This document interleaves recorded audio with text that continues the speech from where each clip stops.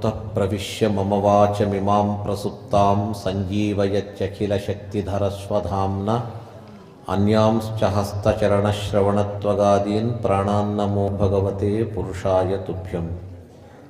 समाश्रयेद्गुरुं भक्त्या महाविश्वासपूर्वकं निक्षिपेत् सर्वभारांश्च गुरोः श्रीपादपङ्कजे। శ్రీగురుభ్యో నమః. భగవంతుని సంబంధించినటువంటి మంచి సత్కథలను చెప్తూ ఉంటే ఎలాంటి కష్ట స్థితిలో ఉన్నప్పటికీ కూడా ఆ కష్ట సముద్రంలో మునిగిపోయిన ఎండలో బాగా గ్రీష్మ బాధను తట్టుకోలేక బయటకు వెళుతూ ప్రయాణం చేస్తూ బాటసారులకు తీక్షణమైన ఎండలో వెళుతూ ఆ ఎండను భరించలేక వెళుతూ ఉంటే ఎక్కడైనా చిన్న చెట్టు అగపించి కాస్త నీడ దొరికితే ఆ నీడ వారికి ఎంత ప్రశాంతంగా ఉంటుందో తెలుసా? ఇంట్లో ఫ్యాన్ వేసుకున్నంత సుఖం కూడా కాదు. మళ్ళా ఒక చిన్న చెట్టు కాస్త నీడ ఉంటే అది ఉపశమనం అవుతుందంట. అదేవిధంగా మన మనస్సు కూడా ఎండలో తిరిగిన బాటసారి వలె ఈ వివిధ సాంసారిక తాపములచే ఆ మనస్సంతా బాగా తప్తమైపోయి ఉంటుంది. ఒక పొయ్యి పైన పెన్నం కానీ ఒక పాత్ర కానీ ఉంచి ఏమి వేయకుండా పోతే బాగా కాలిపోయి ఉంటుంది. ఆ విధంగా మనస్సు తప్తమైపోయి ఉంటుంది. భగవంతుని సత్కథ అనే ఒక అమృత బిందువులు మంచినీటి చినుకులు పైన పడినట్టయితే ఆ మనస్సుకు తృప్తి కలుగుతుంది. ఎలాంటి కష్ట పరిస్థితిలో ఉన్నా కూడా మంచి విషయములు చెప్తే ఆ విషయములు మనస్సుకు బాగా హత్తుకొని పోయినట్టయితే ఆ మాలిన్యము తొలగేదే కాకుండా మనోభారము కూడా తగ్గిపోతుంది. దీనికి నిదర్శనం అంటే ఒక ప్రాచీన కాలంలో ఒక మహారాజు, ఆ మహారాజు అతని పేరు చిత్రకేతు. అతనికి చాలామంది భార్యలు, సంతానం కలగక సంతానంపై ఆశచే ఎవరో చెప్తే మరొక భార్య, అక్కడ కలగపోతే ఇంకొక భార్య, మొత్తానికి సంతానం కావాలి. ఎంతమంది భార్యలున్నా సంతానం కలగలేదు. ఆ పరిస్థితిలో ఒకసారి తన ఇంటికి బ్రహ్మజ్ఞానులైన నారద మహర్షి, అంగిరస మహర్షులు వస్తారు. వచ్చిన తర్వాత వారిని ప్రార్థిస్తాడు. మహానుభావులారా, మీరు మా ఇంటికి వచ్చారు, చాలా సంతోషము. మీరు నాకు దీవించి వెళ్ళండి. వంశోద్ధారకుడైన ఒక్క కుమారుడైనా నాకు కలిగేటట్టుగా చేయండి. వాళ్ళు కాసేపు చూచారు. ధ్యానంలో చూస్తే ఇతని యొక్క స్వరూపంలో సంతానం లేదు. సంతానము కావాలని కోరుకున్నా ఏదో ఆపద వస్తుంది అని చెప్పి వాళ్ళు అంటారు, వద్దు, సంతానం కొరకు నీవు అడగొద్దు, ఉన్నంతకాలము సత్కాలక్షేపం చేయి, మంచి పనులు చేయి, నీవు బాగుంటావు. ఆ రాజు అంటాడు, ఏమండి ఇంత అడిగినా ఇలా చెప్తున్నారు, మీ ఇష్టం, ఇస్తారా లేదా, ఎలాగైనా నాకు ఒక సంతానం కలిగించండి.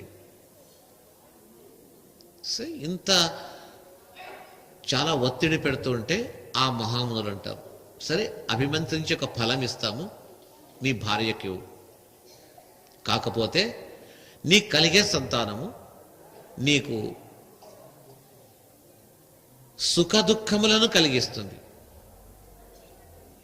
ఏమైనా కానీ పర్వాలేదు, సంతానం కావాలంట. ఆ ఫలం ఇస్తారు. ఒక భార్యకి ఇస్తారు. ఆమె తింటుంది, గర్భవతి అవుతుంది, మంచి కుమారుడు కూడా పుడతాడు, చూడ్డానికి బాగున్నాడు. ఆ రాజుకు పరమ సంతోషమైపోయింది. ఎంతో కాలము, కొన్ని దశాబ్దములు దాటింది, సంతానం కలగలేదు, అప్పుడు కలిగింది కదా అని సంతానం కలిగింది ఈ భార్యలో. కాబట్టి ఆ భార్యతో చాలా సంతోషంగా కాలం గడుపుతున్నాడు. ఎప్పుడు మాట్లాడినా ఆ భార్య గదిలోనే ఉండడము, మిగతా భార్యను మాట్లాడించడం లేదు. వారందరికీ కోపం వచ్చేసింది. సంతానం కలిగినందుకు మాత్రము మేమేం చేయమంటారు, మా చేతిలో ఉంటుందా, ఈ రాజుకు బుద్ధి లేదా, ఆ భార్యతో మాత్రమే తాను వెళుతున్నాడు అని వాళ్ళు బాధతో ఏదైనా నివారణ చేయాలని ఆలోచించి రోజు రోజుకు ఆ రాజు యొక్క పరిస్థితి, ఏ భార్య గర్భములో సంతానం కలిగిందో ఆమెను మాత్రమే ఆదరించడము, మిగతా వారిని నిరాదరణ చేయడం. కోపం వచ్చి వీరందరూ ఒక రోజు మాట్లాడుకున్నారు. ఆ శిశువు పడుకున్నప్పుడు ఆ శిశువును లేచిన తర్వాత ఆటలాడిస్తామని చెప్పి స్నానం చేయిస్తామని దగ్గర తీసుకొని పాలలో విషం కలిపి ఇచ్చేస్తారు. ఆ శిశువు ఆ పాలు తాగుతుంది, కాసేపటికి చనిపోతుంది. కాసేపు అయింది, లేదు చనిపోయినని తెలిసిన తర్వాత రాజుకు చాలా దుఃఖమైంది. రాజ్యం వద్దు, సామ్రాజ్యం లేదు, రాజ్యమే వదిలేసి మీ ఇష్టం ఎవరైనా చూసుకోండి రాజ్యాన్ని, నాకొద్దు, నాకు కుమారుడు కావాలి. చాలా బాధపడ్డాడు, ఏడుస్తున్నాడు. 10 రోజులైంది, 15 రోజులైంది, 20 రోజులైంది, మాసం గడిచిపోయింది. రోజు రోజుకు ఆ రాజుకు దుఃఖము, ఆ మానసిక భారాన్ని ఎవరితో చెప్పుకోవాలా, చాలా బాధపడుతున్నాడు. ఇక ఏమవుతాడో అతడు ఇక అని మళ్ళా తిరిగి ఆ నారద మహర్షి, అంగిరస మహర్షి ఇతని దీనికి సామ్రాజ్యానికి వస్తారు. వచ్చిన వారికి పాదపూజ చేసి కూర్చోబెడతాడు. సరే రాజా, అయిపోయింది, నేను ఆ రోజే చెప్పాను సంతానం అడగవద్దని, అయినా నీవు పిచ్చిగా ఒకే దృష్టితో చూస్తూ సంతానం కావాలన్నావు. చెప్పాను, హర్ష శోకములను కలిగించే కుమారుడు కలుగుతాడు, నీ లలాటంలో అలా రాసి ఉంది, తప్పించలేము. ఆ రోజే చెప్పాను, కుమారుడు పుట్టాడని సంతోషము, చనిపోయినాడని దుఃఖం. వద్దన్నా వినలేదు. ఇప్పుడైనా పర్వాలేదు, వదిలిపెట్టు, పుట్టినవారు ఈ రోజు అయినా ఎప్పుడైనా చనిపోవాల్సిందే, ఇక దాని గురించి ఆలోచించవద్దు. ఒక మంచి ఏదైనా ఒక క్షేత్రము, తీర్థము వెళ్ళి కొన్ని రోజులు అక్కడిని సేవించిరా, మనస్సు బాగవుతుంది. వద్దండి, నాకు ఆ చనిపోయిన కుమారుడే కావాలి. చాలా పిచ్చిగా తాను వ్యవహరిస్తూ నాకు అదే కుమారుడు కావాలా, వేరే వాళ్ళు వద్దు నాకు ఇప్పుడు ఉంటున్నాడు. సరే నారద మహర్షి, నేను పిలిపిస్తాను, అతడు వస్తే పిలుచుకో అని తన యోగ దృష్టి చేత ఆ ఋషులు చనిపోయిన ఆ కుమారుని పిలిచి ఎదురుగా తీసుకొస్తారు. అశరీరంగా ఎదురుగా వచ్చి నిలబడతారు. శరీరం వెళ్ళిపోయింది కదా. అయ్యా స్వామి, ఎందుకు ఆజ్ఞ చేశారని చెప్పండి. రే కుమారా, జీవాత్మ, నీ తండ్రి నీ గురించి బాధపడుతున్నాడు రా, నీ తండ్రి దగ్గర వెళ్ళి అతన్ని నీవు ఓదార్చు అంటే ఆ జీవాత్ముడు అంటున్నాడు, ఎవరు నా తండ్రి అన్నాడు. ఏమయ్యా, ఇప్పుడే కొన్ని రోజుల క్రితం ఈ దేహాన్ని వదిలి వెళ్ళిపోయి నీ దేహం ఇచ్చాడు కదా, అతడు నీ తండ్రి అంటే నవ్వుతాడు. ఇలాంటి తండ్రులు నాకు ఎంతమంది తండ్రుల్లో తెలుసా. ఎంతవరకు ఈ తండ్రి నాకు, అతడిచ్చిన దేహము నా దగ్గర ఉన్నంత వరకే అతడు నాకు తండ్రి. ఆ దేహం వెళ్ళిన తర్వాత ఇలాంటి దేహాలు కోటి దేహాలు వదిలేస్తున్నాను, వాళ్ళందరూ తండ్రులా ఇప్పుడు నాకు అతనికి ఏ సంబంధం లేదు, చెప్పండి ఆయనకు అని చెప్పి ఆ జీవాత్ముడు అక్కడి నుంచి వెళ్ళిపోతాడు. మహర్షులు అంటారు, రాజా ఇప్పుడైనా అర్థమైందా ఎవరికి ఎవరు ఎంతవరకు సంబంధము అని చెప్తూ, ఇదంతా దైవమాయ, ఇది నీ కర్మానుసారంగా ఈ సుఖ దుఃఖాలు జరుగుతుంది. ఏదో జన్మలో ఎవరో పిల్లలకు నీవు హాని చేశావు, చిన్న పిల్లలను బాధించావు. సంతానం ఎందుకు కలగదుంటే ప్రబల దోషం ఉంటే కలగదు. ఇక మన కర్మ సిద్ధాంత ప్రకారంగా వచ్చినట్టయితే నాగదోషం ఉండేవారికి, అంటే నాగదోషం అనేక కారణాలుగా వస్తుంది అనుకోండి. విపరీతంగా ఈ సర్పములను, పాములను చంపేస్తారు కొందరు. ఆ సర్పజాతిని సంహరిస్తే సంతానము, వంశం అక్కడికే నిలబడిపోతుందట. అంతేకాదు, మంది పిల్లలను ఇబ్బంది పెడితే, తల్లి పిల్లలను దూరపరుస్తే, ఇలాంటి ఏదైనా పనులు చేసిన తర్వాత వారికి కూడా సంతానం కలగదు. ప్రబలంగా ఇంకా పాపాలు చేస్తే కూడా సంతానం కలగదు. ఈ విధంగా మనము చేసుకున్నటువంటి జన్మాంతరములో చేసిన పాప ప్రభావము చేత కొందరికి సంతానం ఉండదు, కొందరికి పెళ్లి కాదు, పెళ్లి దగ్గరొచ్చి వెళ్ళిపోతుంది. ఒకసారి రెండుసార్లు అందరిలో జరుగుతుంది, అదేం పెద్ద ఇది కాదు.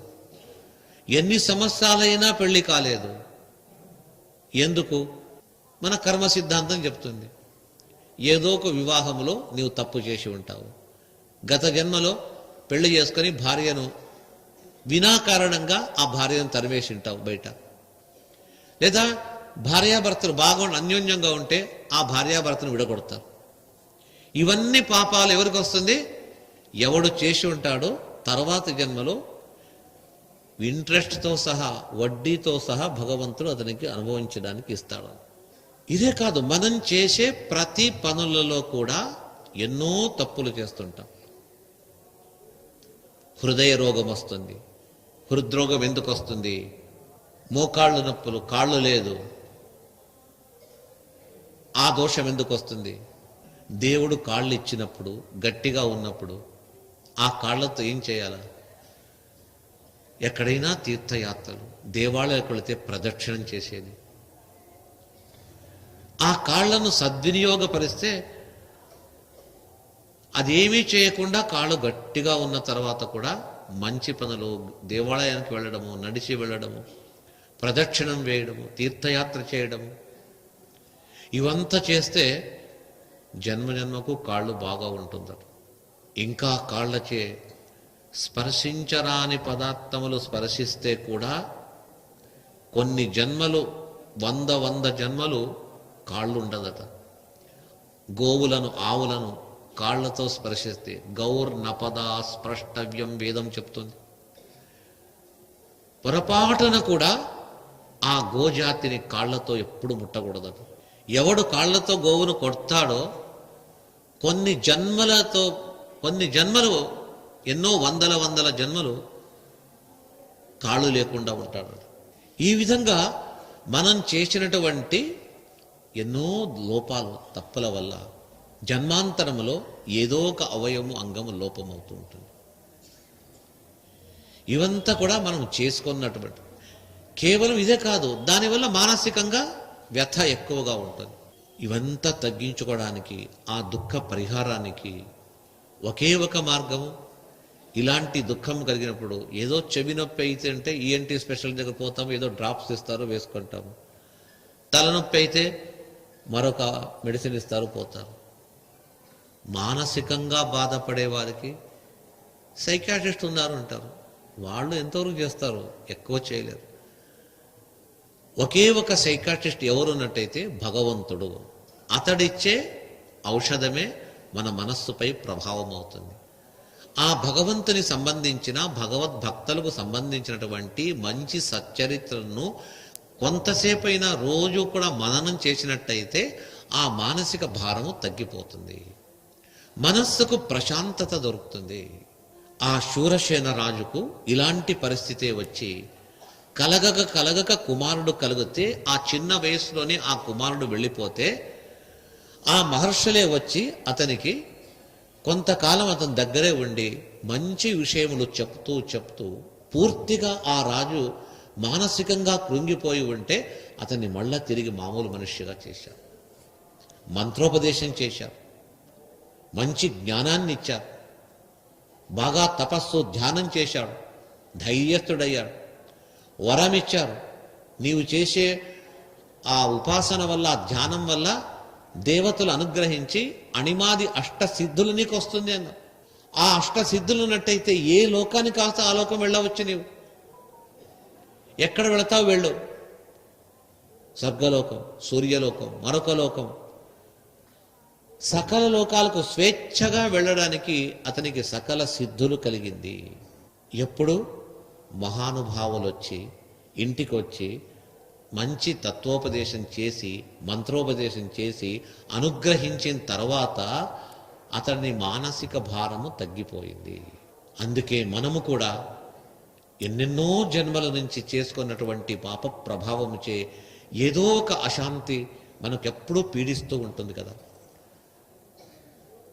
అలాంటి పీడ పరిహారం కావడానికి ఏం లేదంటే మేము బాగున్నాము, మంచిది, బాగుంటే చాలా సంతోషం.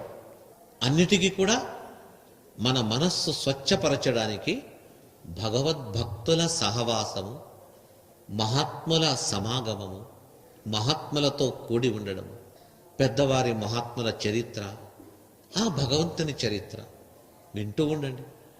ఆ వింటూ ఉన్నట్టయితే రోజు మనోమందిరాన్ని శుభ్రపరిచినట్టుగా అవుతుంది. శుభ్రమైన మనస్సులో భగవంతుడనే ఒక అంకురము మొలకెత్తుతుందట. అదే పెరిగి పెరిగి ఆ భగవంతుడు శాశ్వతంగా అతనితో పాటే ఉంటూ ఎలాంటి మానసిక వ్యాధులు రాకుండా అతన్ని సకల విధములుగా ఆ భగవంతుడే కాపాడతాడు. ఆ విధంగా మన మనస్సు ఏమైతే ఉన్నదో ఆ మనస్సుకు మంచి ఒక పుష్టిని కలిగించడానికి, ఇంద్రియములు కూడా మనస్సు యొక్క అధీనము కావడానికి మనం చేయవలసింది ఏమేంటంటే మనస్సులో ఉండే మాలిన్యాన్ని తొలగించుకొని ఆ మనస్సుకు పుష్టినిచ్చే భగవత్ కథా కాలక్షేపం అనేదే ప్రధాన ధ్యేయంగా భావించాలా. రోజు ఏదో ఒక సత్కాలక్షేపము చేస్తూ ఏం లేదు సంకీర్తన చేయండి. చెప్పేవాళ్ళు ఉంటే వింటాం, ఎవరు లేదంటే మంచి పుస్తకాలను తిరిగి చదువుతాం. ఇలాగా రోజు చేస్తూ ఉన్నట్టయితే మనోవిశుద్ధై చరితానువాద, మన మనస్సు పరిశుద్ధమైతుంది. పరిశుద్ధమైతే ఇక ఏ కోరికలు ఉండదు, చింత సంతాపము ఏది కూడా ఉండదు అని భాగవతము, మన భాగవతమే కాదు సకల పురాణములు కూడా మనకిచ్చే సందేశము ఇలాంటిది అని చెప్పేసి చెప్తూ ఈ ప్రస్తుత కథాభాగంలో పరీక్షిత్ మహారాజు, శుక మహర్షి వారిద్దరి సమాగమము. పరీక్షిత్ రాజు అఖండ మహీమండల సార్వభౌముడు. అతనికి భాగవతం వినే ఓపిక, తీరిక, సమయము ఎలా దొరికింది అనే విషయాన్ని ప్రస్తావిస్తూ అతని జన్మను గురించి చెప్తూ, మహానుభావుడని జ్యోతిష్కులు అతని గురించి చాలా చక్కగా చెప్పడం, అతడు ఒక తప్పు చేస్తాడు, ఒక సద్బ్రాహ్మణుని అవమానపరిచిన తర్వాత అతని కుమారుడు అతనికి శాపం ఇస్తాడని చెప్పేసి, అది విన్న ధర్మరాజు చాలా బాధపడొద్దు, ఇతడు ప్రాయోపవేశం చేస్తూ ఉంటే శుకమహర్షి వచ్చి ఇతనికి తత్వోపదేశం చేస్తాడు అని చెప్పేసి చెప్పగా ధర్మరాజు చాలా సంతోషపడతాడు. మొత్తానికి పాండవులు, ధర్మరాజు, అర్జునుడు వీళ్ళందరూ మహానుభావులు. వీరు చాలా గొప్ప అత్యున్నత స్థానంలో ఉండేవారు. ఆ తర్వాత నెక్స్ట్ జనరేషన్లో ఆ వంశములో అభిమన్యుడు కొంతకాలమే ఉన్నాడు. ఆ తర్వాత వచ్చిన ఈ పరీక్షిత్తు మాత్రము తాను కొంతకాలమే రాజ్యం ఏలినా అతని ప్రభావము ఆ వంశానికే ఒక ప్రత్యేకత. శ్రీ అవధూతాశ్రమము బోధానంద సత్యారామూర్తి ఆర్యుల గోసేవాశ్రమము మరియు వృద్ధాశ్రమము పడాల. ఆశ్రమములో గోసేవ, గోవుల దానము స్వీకరించుట, మీ నవగ్రహ దోషములు పోవుటకు గోపూజ చేయబడును. మూలికా వైద్యము, గోపంచగవ్య వైద్యము చేయబడును. యంత్రములు, తావీదులు ఇవ్వబడును. శాంతి హోమములు చేయబడును. మీ ఆత్మీయుల పుట్టినరోజు, పెళ్లి రోజు మరియు వర్ధంతి వంటి ముఖ్యమైన దినములలో గోసేవ లేదా అన్నదానం చేయదలిచిన వారు సంప్రదించండి. మా వృద్ధాశ్రమంలో ఖాళీలు కలవు. చేరదలిచిన వారు సంప్రదించండి. శ్రీ శ్రీ శ్రీ స్వామి బోధానందగిరి శ్రీ అవధూతాశ్రమము, అయ్యప్ప స్వామి గుడి దగ్గర, పడాల, తాడేపల్లిగూడెం 2. Cell numbers 7981356374, 9618034 138.